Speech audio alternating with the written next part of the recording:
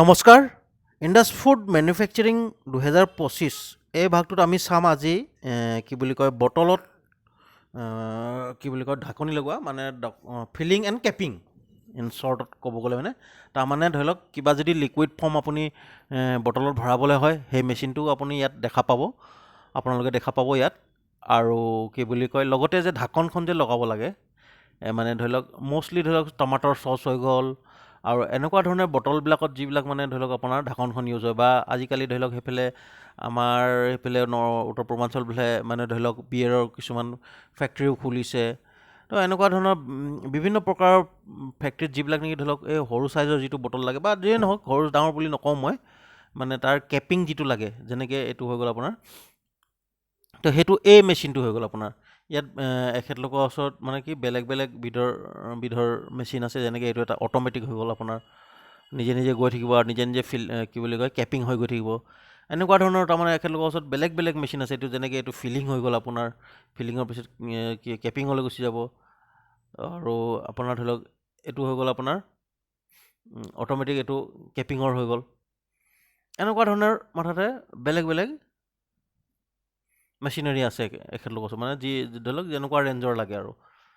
automatic লাগিলে automatic পাই যাব তো ক'ব গ'লে এতিয়া মানে ধৰি লওক এটা মানে কি একদম পৰ্টেবল চাইজত ধৰি লওক ধুনীয়াকৈ কোনোবাই এতিয়া ধৰি লওক আজিকালি কি হৈছে এইটো ধৰি লওক এইটো অট'মেটিক হৈ গ'ল আপোনাৰ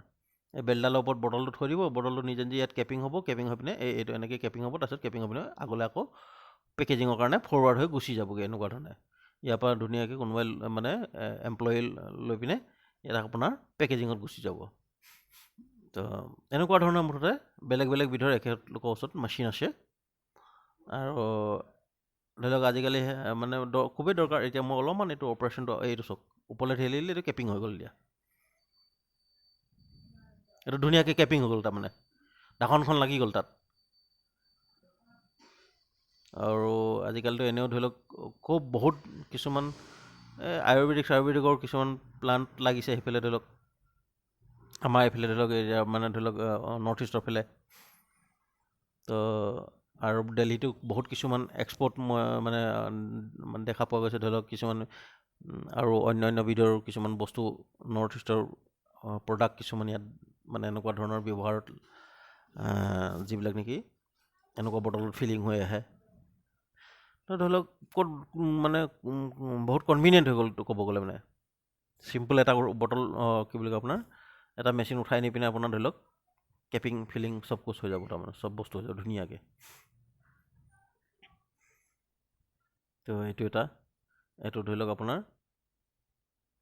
কি বুলি কয় লেগ পেডেল ছিষ্টেম হৈ গ'ল এইটো তলত এইটো চাই লওক ভৰিয়ে দবাই দিব এইটো নিউমেটিকৰ পৰা প্ৰেছাৰ হৈ পিনে ধুনীয়াকৈ থেপকৈ মানে বটলটো ঢাকনখন লাগি গ'ল এতিয়া ধুনীয়াকৈ লাগি গ'ল আৰু ইয়াৰ বাহিৰে আৰু মানে কি ইয়াৰ বাহিৰে এইটো ধৰক এইটো একদম মানে চিম্পুল হয় এইটো হাতে প্ৰেছ কৰি দিলে এইটো লাগি গ'ল আৰু ধুনীয়াকৈ টাইট হৈ গ'ল ঢাকনখন তো চাব গ'লে মানে একদম চিম্পুলত হৈ গ'ল তাৰমানে একদম মানে কম খৰচতে এইটো মানে কি বুলি কয় বটলৰ ঢাকনটো আপুনি ধুনীয়াকৈ লগাই পিনে মাৰ্কেটলৈ বটলবোৰ উলিয়াব পাৰিব এইটো মানে কি এইটো অট'মেটিকৰ ছিষ্টেম হৈ গ'ল এইটো ওপৰৰ পৰা ঢাকনবোৰ আহি থাকিব এয়া মই অলপমান দূৰৰ পৰা দেখাইছোঁ এখেতলোকৰ হেৰিটো পেভিলিয়নটো ষ্টলটো